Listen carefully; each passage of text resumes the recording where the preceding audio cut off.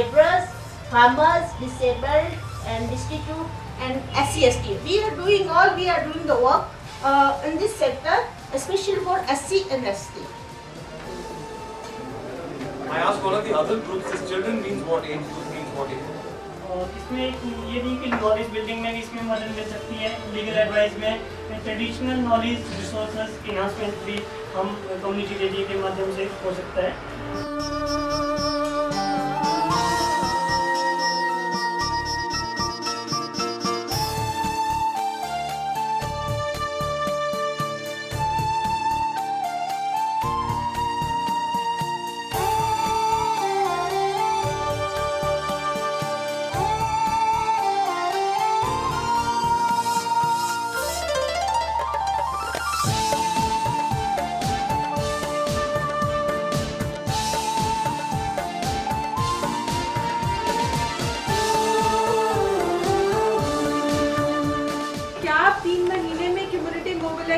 Community participation, radio programming and production कर सकते हैं?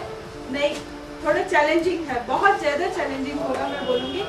उसके लिए हमने बोला था कि आप अभी से शुरू कर दीजिए वो काम करना। अभी से आपको पता चलेगा कि कैसे आप रेडियो को अपनी कम्युनिकेशन स्ट्रैटेजी में डाल सकते हैं और कैसे कम्युनिटी पार्टिसिपेशन, कम्युनिटी मोबिलाइजेशन कर सकते हैं और रेडियो प्रोग्रामिंग एंड प्रोडक्शन के जो कंपोनेंट्स हैं उसको समझ सकते हैं और कम्युनिटी के हाथों में ये दे सकते हैं कि आपने कैसे प्रोग्राम बनाना है। कंटेंट जो मैं यहाँ पे बात कर रही हूँ ये समुदाय की आवाज़ें हैं जो हमको रेडियो पे लानी है, तभी हम कह सकते हैं कि समुदाय की पार्टिसिपेशन है हमारे रेडियो प्रोग्राम में। मैं आपको थोड़ा सा यहाँ पे एग्जांपल देना चाहती हूँ कि हमारे ऑफिस में दिल्ली में स्टूडियो है और हमने 50-60 NGOs का नेटवर्क शुरू किया था और हमने उनको ट्रेनिंग दी थी रेडियो प्रोग्रामिंग एंड प्रोडक्शन पे। 3 दिन की हम वर्कशॉप करते थे जिसमें हम उनको बहुत डिटेल में बताते थे कि कैसे एक प्रोग्राम को पैकेज कर सकते हैं और उसमें कम्युनिटी पार्टिसिपेशन कितना ज़रूरी है, क्योंकि हर कोई समुदाय के साथ काम कर रहा है। तो अब हम बात भी करते हैं बॉटम अप अप्रोच की। हम कोई भी इशू लेते हैं तो हम कहते हैं समुदाय से समझने की ज़रूरत है, हमको क्या चाहिए। तो जब हम community participation and participatory content creation की बात करते हैं तो सबसे पहले हमारे पास आता है radio for strengthening communication for development.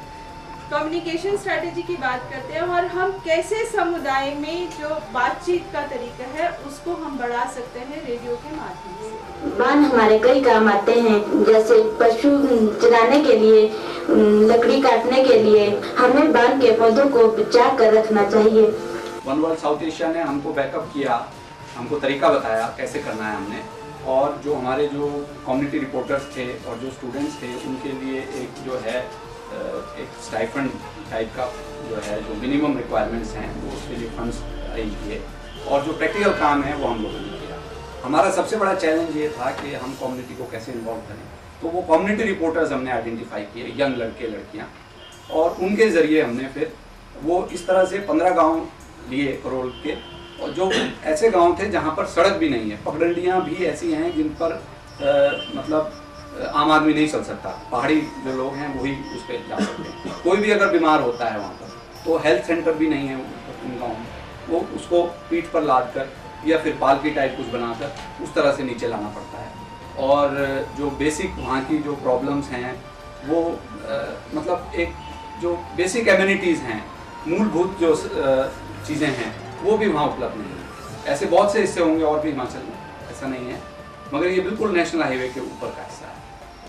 तो इन 15 गाँव में हमको काम करने का मौका मिला और ये जो कम्युनिटी के रिपोर्टर्स थे इन्होंने हमारे लिए आसान बनाया रास्ता।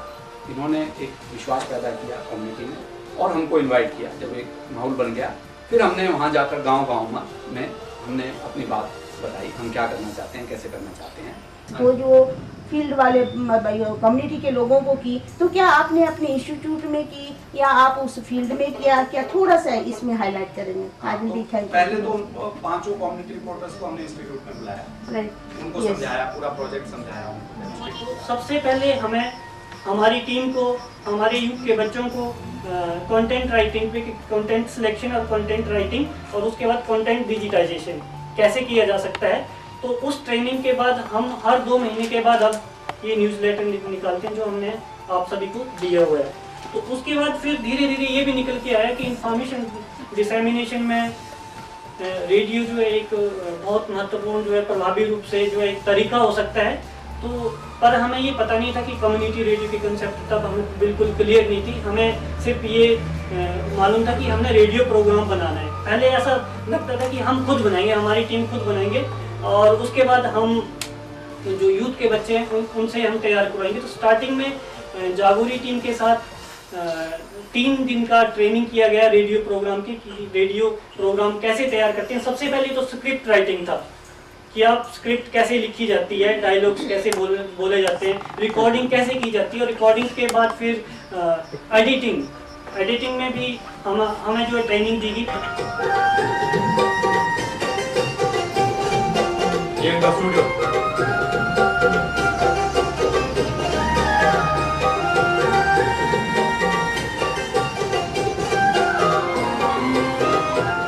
ये तार जो है आप कोशिश करें कि 50 मीटर से ज्यादा का डिस्टेंस नहीं लगाएं। ज्यादा होते होते उसका लॉस होता जाएगा और आपका सिग्नल वीक होता जाएगा। तो सबसे आसान तरीका यही है कि ट्रांसमीटर, एंटेना और टावर, भाई ट्रांसमीटर, टावर और उसके ऊपर एंटेना पास के पास रखा जाए, 50 मीटर के अंदर रखा जाए।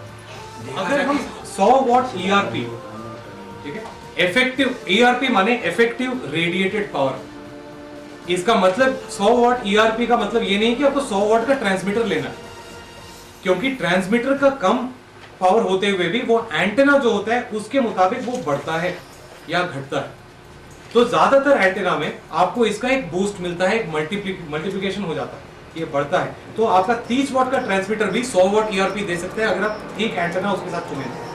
तो हम 100 वॉट का इतना महंगा ट्रांसमीटर कब क्यों लें, जब हमारी जगह हम 30 वॉट का ट्रांसमीटर चीप मिल जाएगा और उसमें हम ये अपना काम लगा सकते हैं और वो गाइडलाइंस के अंदर होगा। मेरे अपने विचार हैं, आप इनको चाहें तो इम्प्लीमेंट कर सकते हैं, बट एक बात मैं जरूर कहूँगा कि आप जब भी कहीं वर्कशॉप करें, try to be have in a remote area, ताकि लोगों को रियलिटी, रीजन क्या है कि आज today I am in INB ministry, tomorrow I may be in social wings, tomorrow I may be some other ministries, our MV Vijay CSS कह रहा है, उसको पूरी मिनिस्ट्रियों में घूमना है। अब से पहले वो डिफेंस में रहे, अगर आप विजन को ले जाकर बैठाओ गांव में और वो रास्ते से जाएंगे, पानी नहीं है, सड़क नहीं, तो कल वो जहाँ बैठे होंगे मिनिस्ट्री में, भाई सड़क का काम देखना, तो वो जो थॉट को डालेंगे, यार मैं वहाँ गया था, इतनी दिक्कतें थी, तो ये होना चाहिए। तो मिनिस्ट्री वालों के लिए, हालांकि वो मेरे लिए प्रॉब्लम वाली बात है, जितना ज्यादा रिमोट में खींच के ले जा सकते हैं आप ले जाइए। आपको याद होगा जॉर्ज फर्नांडिस जी ने एक बार सेक्रेटरी और डिफेंस को भेज दिया था, 1 हफ्ते के लिए सेक्शन में जाओ, ड्रेस खरीदने में देर लगा दी थी, देखो वहाँ कैसे रहते हैं। तो एक्चुअल जो चीज पता चलती है प्रैक्टिकल ग्राउंड में जाने के बाद पता चलती है। And all we are policy maker, अगर आप उनको ले जाके गाँव में बैठाएंगे और दिखाएंगे तो डेफिनेटली उनके दिमाग में एक दिन विचार आएगा कि भाई इसके एरिया में हमको कोई ना कोई